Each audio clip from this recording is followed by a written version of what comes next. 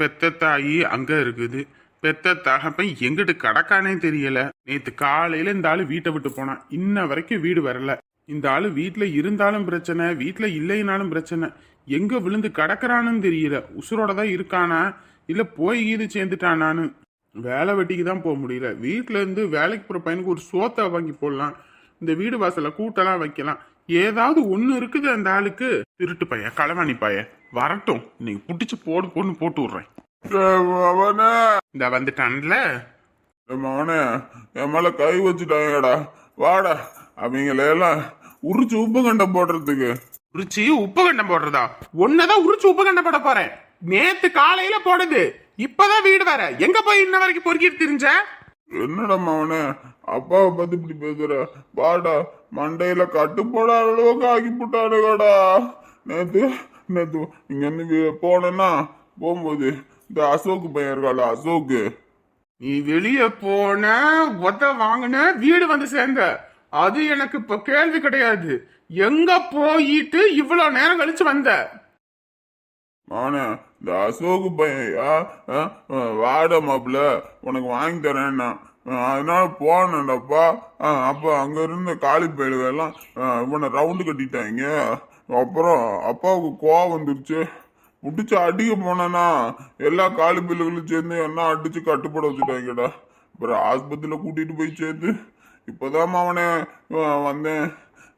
வாமாவனே, அந்த பாடுகள் எல்லாம் வந்து உரிச்சு உப்பு கண்ட போடுறா. வாயா வாயா, ஏமா என்னை அடிச்சா கேட்க நாதி இல்ல நினைச்சுக்கிட்டானா? யாரு நீ? திருந்தவும் மாட்ட. இப்படியோ உயிரோட இருந்து என் உயிரை எடுத்துக்கிட்டு இருக்க. ஒழுங்க மரியாதையே ஓடி போயிரு சொல்லிட்டேன். நான் வேலைக்கு போறேன். வீட்லயும் வேலை செஞ்சுட்டு அங்கேயும் போய் வேலை செஞ்சுட்டு வந்து உனக்கு ஆக்கி கொடுக்கணும்னு எனக்கு தலையெழுத்தா? என்னடா மௌன, பெத்த தகப்பனுக்கு ஒண்ணுன்னா பயலுக துடிக்கிறானுங்க. ஆனா நீ அவங்க கூட சேர்ந்து இப்படி பேசுற? பாரு, ஒழுங்கு மரியாதையா ஓடிரு சொல்லிட்டேன். இருக்கிற கோபத்துல அப்புறம் நானே தூக்கி போட்டு மிதிச்சு போடுவேன் உன்னைய. ரைட்ரா, ரைட்டு. நீ நடத்துறா, நீ நடத்து. ஆட்டாவ பேசிக்கிறேன். உன்னை பெத்து போட்டு அவ பாட்டுக்கு தம்பி வீடு தொம்பி வீடுன்னு போய் உட்காந்துக்கிட்டாளா? பாரு, அவளை பாத்துக்கிறேன், அவளை பாத்துக்கிறேன். திருந்தியும் தொலைய மாட்டேங்குது. ச்சீ, எவ்வளவுதான் நம்மளும் செய்யறது? நானும் ஒரு புள்ள தானே. என் வயசுல இருக்க பயல்களை எவ்வளவு சந்தோஷமா இருக்காங்க. பெத்தவங்க தங்கமா தாங்குறாங்க. ஆனா எனக்கு வச்சதுங்க ரெண்டு ரெண்டு ரகமா இருக்கு. இதெல்லாம் குடும்பமா? இந்நேரத்துக்கு சீதாவுக்கு மட்டும் 18 வயசு ஆயிருந்துச்சு. இந்நேரத்துக்கு அவளை கல்யாணம் பண்ணிட்டு வேற பக்கம் போயிருப்பேன். இதுங்களாம் வாழ்ந்தாலும் சரி, போய் சேர்ந்தாலும் சரின்னு. என்ன பண்ணி தொலைகிறது? பெத்துட்டாங்களேன்னு பெத்த கடமைக்கு இவங்களெல்லாம் போட்டு நான் பார்த்து தொலைகிறதா இருக்கு. என்னடி உன் பையன் திமிர் பேச்சு பேசிக்கிட்டு இருக்கான்? இத பாரு, இதுக்கு மேலாம் என்னால தாக்க முடியாது. நீ வந்து கூட்டிட்டு போறியா? இப்ப நான் அங்க வரட்டுமா?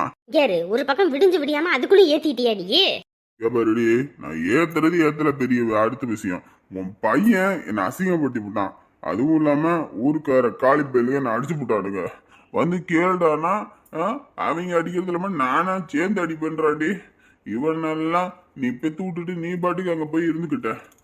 என்கிட்ட பேச்சாங்கன்னு ஏச்சாங்கன்னு எனக்கு என்ன தலையெழுத்தா? எங்க ஆத்தா அப்ப இதுக்கு தானே பெத்து விட்டாங்களா? ஒழுங்கு மரியாதையா வரியா இல்ல நான் அங்க வரட்டுமா சொல்லு. ஐயோ கடவுளே, ஏன்டா அப்படி என் உயிரை எடுத்து தொலைகிற? நீ போயும் சேர்ந்து தொலைவும். நீ இது இங்க வந்தேன்னு வையி, அப்புறம் நான் மனுஷியா இருக்க மாட்டேன் சொல்லிட்டேன். நானும் சொன்னேன்ல, நான் தான் சொன்னேனா இல்லையா? நான் என் தம்பி கிட்ட பேசுறேன், அதுக்கப்புறம் மற்றதை பார்க்கலான்னு. அதுக்குள்ள உனக்கு என்ன அவசரம்? ஏண்டி, ஒரு 10 ரூபா நீங்க கொடுத்துருந்தா நான் எதுக்கிட்டு போய் ஊர்ல விளையாண்டெல்லாம் போய் கேட்க போறேன்? நீங்க கொடுக்காதனால தானே ஊர்ல விளையாண்டெல்லாம் போய் கேட்டுக்கிட்டு உத வாங்கி மிதி வாங்கிட்டு இருக்கேன். 5-10 சம்பாரிச்சு குடும்பத்துக்காக காசு சேர்த்து வைக்கணுன்றது இல்லை. நல்ல வயசு இருக்கும்போது நல்லா குடிச்சே அழிக்க வேண்டியது. கடைசி காலத்தில் வயிறு வெந்து போச்சு, குடல் நசுங்கி போச்சுன்னு சொல்லி ஆஸ்பத்திரியில் போய் படுத்துக்க வேண்டியது. உங்களுக்கெல்லாம் பார்க்கறதுக்கு தான் நாங்கள் என்ன பிள்ளையா பிறந்திருக்கோமா?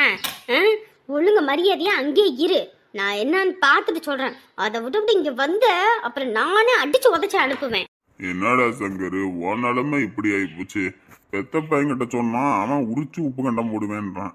பொண்டாட்டி கிட்ட சொன்னா அவ கைய காலை உடைப்பேன்றா. இது யாருக்கிட்டன்னு போய் சொல்றது? இந்த குடியாரன்களுக்குன்னு தனியா ஒரு சங்கத்தை அமைச்சு நமக்குன்னு ஒரு போராட்டம் பண்றதுக்கு ஒரு கோஷ்டியை உருவாக்கி ஆகணும். இல்ல இவங்க கிட்ட எல்லாம் உசுர் வாழ முடியாதுடா, இவங்க கிட்ட உசுர் வாழ முடியாது. காலங்காத்தாலே மண்டை வலி வந்துருச்சு.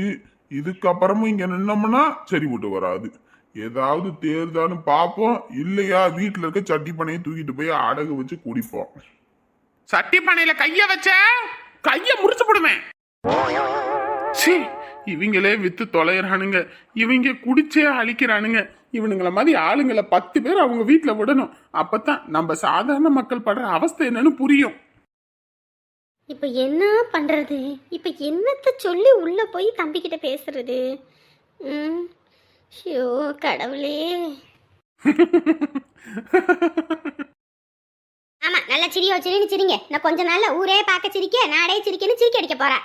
என்னடி இப்ப உனக்கு பிரச்சனை? என்ன பிரச்சனையா? அவளை ஹாஸ்டல்ல சேருங்க, அந்த பையகிட்ட இருந்து அவளை பிரிக்கணும்னு நான் சொல்லிக்கிட்டு இருக்கேன். அதெல்லாம் உங்க காதுல வாங்காம இப்படி டிவியை பார்த்துட்டு உட்காந்துருந்தா என்ன அர்த்தம்? ஏய், காலங்கத்தான் எந்திரிச்சோன்னே ஆரம்பிப்பியாடி. ஆமா, இப்படியே இருங்க. கடைசியில கழுத்துல போட்டுக்க துண்டை தலையில போட்டுக்கங்க. 4 பேர் முன்னாடி தலை நிமிர்ந்து நிக்க முடியாத அளவுக்கு பண்ண போறா. அப்புறம் வச்சுக்கிட்டு உட்காந்துருங்க. ஏண்டி, ஹாஸ்டலுக்குலாம் அனுப்புனா துணிமணி எடுக்கணும், எல்லாம் பண்ணணும். 10 மணிக்கு மேலதான் கடையை திறப்பான். இப்பயே போய் உட்கார சொல்றியா? இப்போ உங்க பிள்ளைகிட்ட சொன்னாதான் 10 மணிக்கு கிளம்புவா. இல்லன்னு வச்சுக்கோங்க, சால் சாப்பு பண்ணிக்கிட்டு நடிச்சுக்கிட்டு திரிவா. சரி சரி, பிள்ளைய கூப்பிடு, நான் பேசிக்கிறேன். என்ன நேரம் பார்த்தாலும் போனும் கையும் அந்த போனை பிடிச்சி ஒட்டக்கிழமை தான் இருக்குது. சீதா, ஏ சீதா, என்னம்மா? உங்க அப்பா கூப்பிடுறாரு. அப்பா, புள்ள வந்துட்டா. ஏமாடி, கிளம்புமா, வெளியே போயிட்டு வருவோம். வெளியே வா. எங்கப்பா? எங்கன்னு சொன்னதா கிளம்புவியா? இல்லைன்னா கிளம்ப மாட்டியோ? எதுக்கடி இப்ப கத்திக்கிட்டு இருக்க?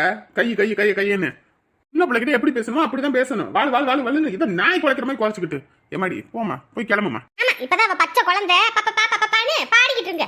இப்படி எல்லாம் அம்மா எப்ப பார்த்தாலும் என்ன திட்டிக்கிட்டே இருக்காங்க. நான் வீட்ல இருக்கிறது அவங்களுக்கு பிடிக்கல போல இருக்கு. இப்ப என்ன வீட்ல எல்லாம் காட்டியா இருக்க? அவ கிடக்குறா, படிக்காத கழுத, அவளுக்கு அதெல்லாம் எதுவும் தெரியாதுமா. நீ போமா, உனக்கு போய் துணியெல்லாம் எடுத்துக்கிட்டு வருவோம். துணி எடுக்க போறமா? அப்பா, நிஜமாவா? ஆமாண்டாமா. அப்புறம் உனக்கு பள்ளிக்கூடத்துக்கு தேவையானது, வாட்டர் பாட்டில், அது இதுன்னு என்னென்ன லொட்டு லொசுக்குலாம் உனக்கு வேணுமோ எல்லாம் வாங்கிட்டு வருவோம். சரியா? என்னடா இது, நம்ம கேட்டாலே இவங்க எதுவும் வாங்கி தர மாட்டாங்க. இன்னைக்கு கேட்காமே எல்லாமே வாங்கி தரேன்றாங்க. என்ன மலமாடு கணக்கா அப்படியே மச நின்னுட்டு இருக்க? போடி, போய் கிளம்பு. இவ ஒருத்திடா. யாரு முதல்ல கிளம்பு அந்த சைடு. நீ என் புள்ள அதெல்லாம் கிளம்புவா. சும்மா நொய்யின்னு பிள்ளைகிட்ட அப்படி பேசினாலே பிள்ளைங்க எப்படி பாசமா இருப்பாங்க?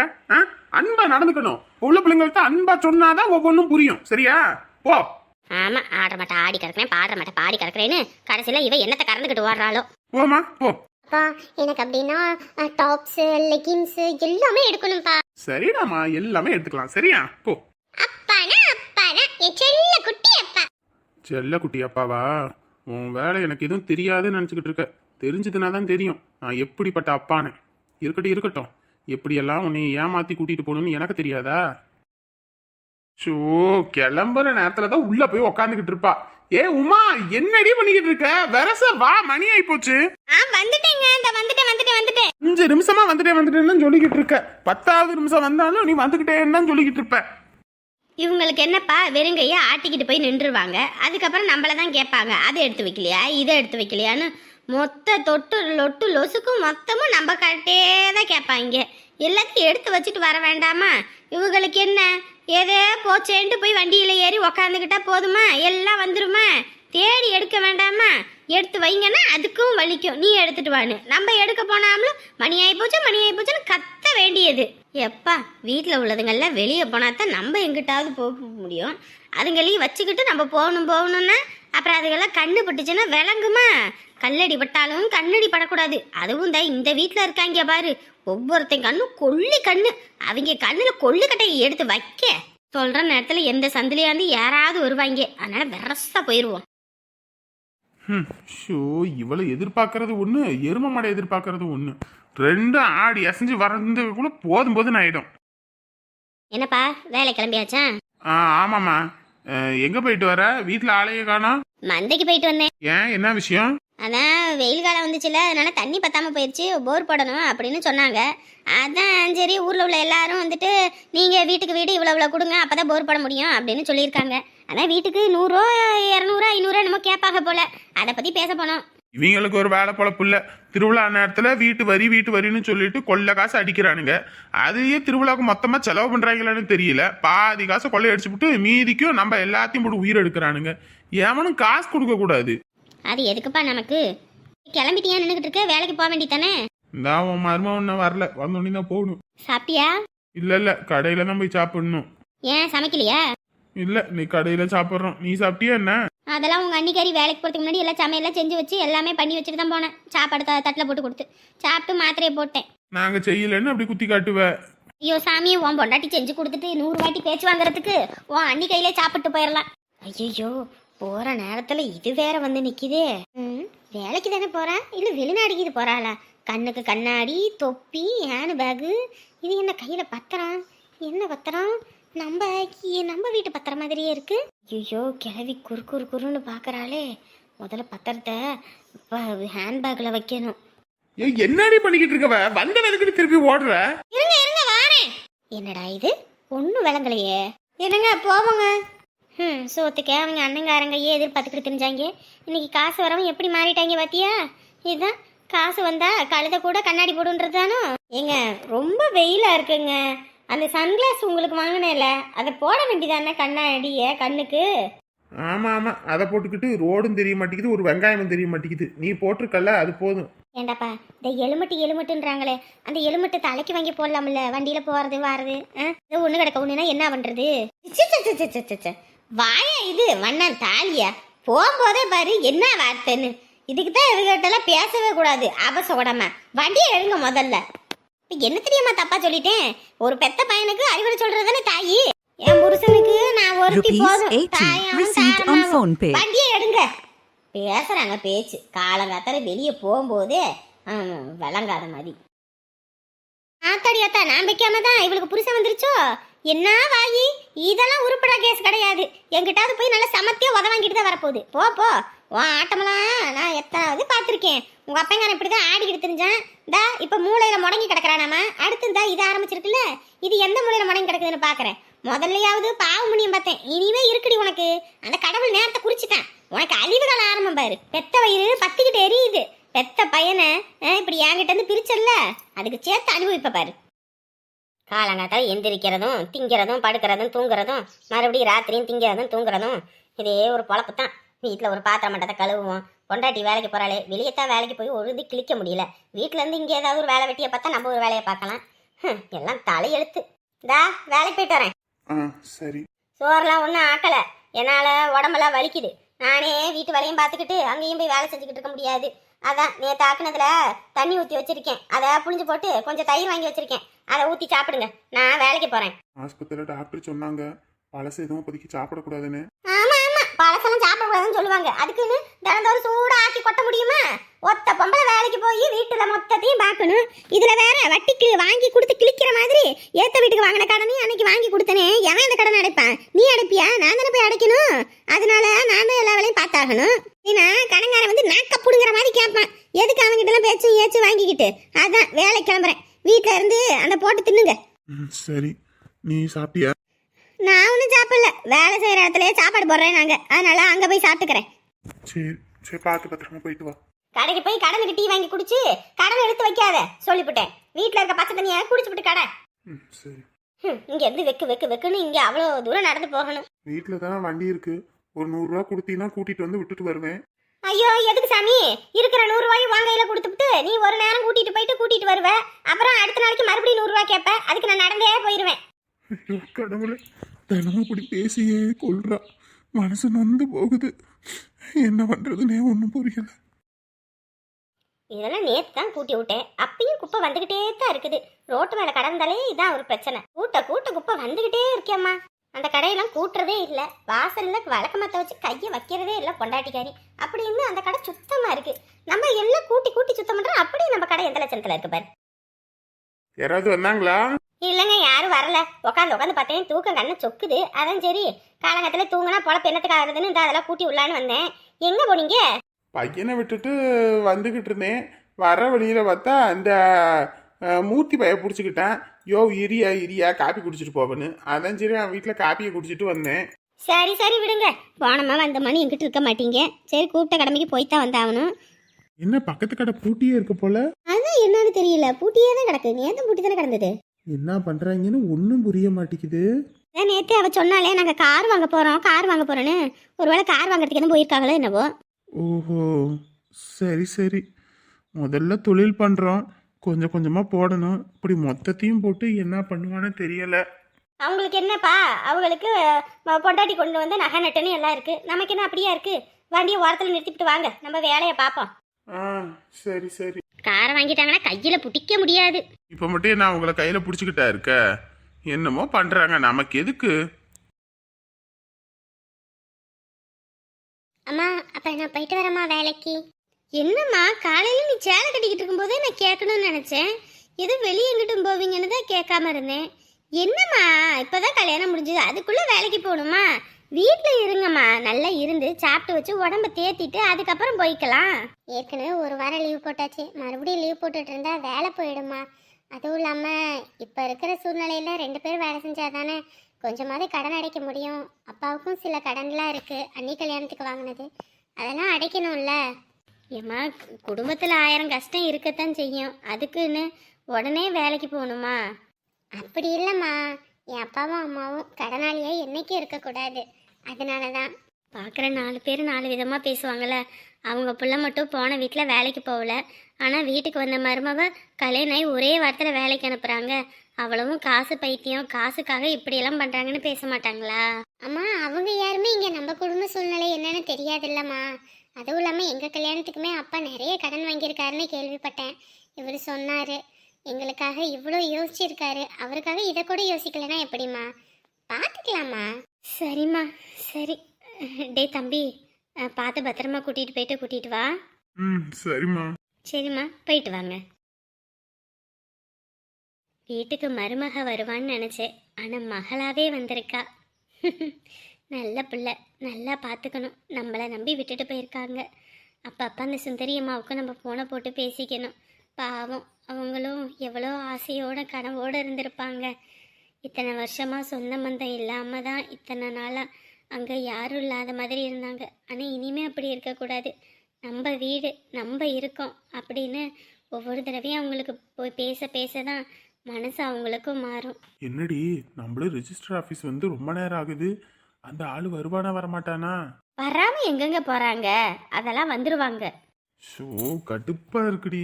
3 நாள் ஆச்சு கடையை திறந்து, மறுபடியும் கடையை இன்னைக்கு திறக்கலன்னு வச்சுக்க, வர்றவங்க எல்லாம் அங்க போயிருவாங்க. அங்கே போயிட்டாங்க இங்கே போயிட்டாங்கல்ல, கவலைப்படாதீங்க சரிங்களா? பார்த்துக்கலாம், நான் இருக்கேன்ல. நீ இருப்ப, அதுக்கப்புறம் கடை இருக்கணும்ல. ஓ, எப்போ பார்த்தாலும் இப்படி நெகட்டிவாகவே பேசிக்கிட்டே இருங்க, அப்புறம் நடக்கிறதெல்லாம் அப்படி தானே நடக்கும். எல்லாம் பாசிட்டிவாக திங்க் பண்ணணும். நானெல்லாம் இப்போ எப்படி பாசிட்டிவாக திங்க் பண்ணிக்கிட்டு இருக்கேன்? திங்கு பண்றேன் தங்கு பண்றேன்னு. ஐயோ, கடுப்பா இருக்கு போ. கடையை பூட்டுனாலே எனக்கு மண்டவலியா இருக்குது.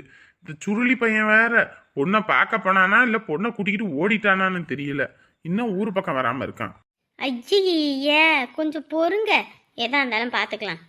ரொம்ப கடுப்பா இருக்கு. முதல்ல அந்த கூலிங் கிளாஸ் அந்த தொப்பியும் கழட்டி போடு. எரிச்சலா இருக்கு, இருக்கிற கடுப்புல அது வேற. சரிங்க, ஏன் நான் போட்டிருக்குது உங்களுக்கு என்ன கடுப்பா இருக்கு? கடுப்பா இருக்கு, கழட்டி தொலாடி மறுபடியும் எரிச்சலா வருமா? கலட்டிட்டேன், போதுமா? ஆண்டவனே, எவ்வளோ நேரம் பண்ணுவானுங்கன்னு தெரியலையே. நேரம் கிளம்ப வேலையை முடிச்சுட்டு போய் கடையை திறக்கலான்னு பார்த்தேன். இன்னைக்கு ஒரு நாள் பொழுது இதுலயே முடிச்சிருவானுங்க போல இருக்கு. என்னது, சாமி இங்கே நிக்கிறான்? என்னப்பா சாமி, என்னையா இந்த பக்கம்? ஐயோ, இந்த ஆளு எங்க இங்க? ஐயோ, இப்ப என்ன பண்றது? என்னப்பா, என்ன விஷயம்? நாங்க இங்க எங்க ஃப்ரெண்டு ஒருத்தர் இருக்காரு, அவரை பார்க்கறதுக்கு வந்திருக்கோம். ஓ, ஃப்ரெண்டா? சரி சரி சரி. தடி, ஃப்ரெண்டை பார்க்க வந்தாரா? நான் கூட நம்ம விஷயம் இது தெரிஞ்சு அண்ணங்கிட்ட கோத்து விட்டா இடம் வைக்கிறது தெரிஞ்சா அவன் ஆட்டம் கட்டிடுவானே. ஐயோ, அது தெரிஞ்சிருமோன்னு நினச்சி கொஞ்ச நேரத்தில் பயந்து போயிட்டேன். போ, ஃப்ரெண்டை பார்த்துட்டீங்களா இல்லை இனிமே தான் பார்க்கணுமா? இனிமே தான் பார்க்கணும். சரிப்பா சரிப்பா. நீங்க எங்க இந்த பக்கம்? அது ஒன்றும் இல்லையா, நம்ம ஊர்ல தான் இந்த வெயில் காலத்துல தண்ணி வத்தி போச்சுல்ல, அதான் புதுசா ஒரு போர் போடணும். அதை விஏ ஆஃபீஸர்கிட்ட போய் பேசணும்னு சொன்னாங்க. ஊர் சார்பா நான் மனு கொண்டு வந்தேன், அதான் கொடுத்துட்டு சரின்ட்டு வந்தேன், உங்களை பார்த்தேன். சரி சரி சரி. என்னப்பா, கடையே திறக்கறியா என்ன? கடையே இப்பெல்லாம் பூட்டியே கிடக்குது பார்க்கும் போதெல்லாம். கடை திறக்கறியா இல்ல என்ன ஆச்சு? ஐயோ, இந்த ஆளு வேற நேரம் கட்ட நேரத்துல அதெல்லாம் திறந்துட்டு தான் இருக்கோம், கொஞ்சம் வேலை அதான் பூட்டி இருக்கு எங்களுக்கு. ஏங்க வாங்க, நம்ம உள்ள போய் நம்ம ஃப்ரெண்டை பார்க்கலாம் வாங்க. ஆத்தாடி, ஊர் தலைவன் என்கிட்ட பேசுறதுக்கே அம்புட்டு ஊருக்காரன பயப்படுவானுங்க. இது பாரு. இதெல்லாம் எங்க போய் திருந்த போகுது. சரி நீங்க பாருங்க, நான் வரேன். சரிப்பா, சரி. கேட்குறாருல, எதையோ ஒன்று சொல்லி சமாளிக்க வேண்டியதானே. ஆடு வாயை பழுத்துக்கிட்டு நிற்கிறீங்க. என்னை என்னடி பண்ண சொல்ற? பக்குன்னு இருக்கு. எவனாவது தெரிஞ்சு எங்க அண்ணன்கிட்ட வேற கோத்து விட்டான், அவ்வளவுதான். நம்மள என்ன பண்ணுவானே தெரியாது அவன். இப்படியே பயந்து சாவுங்க.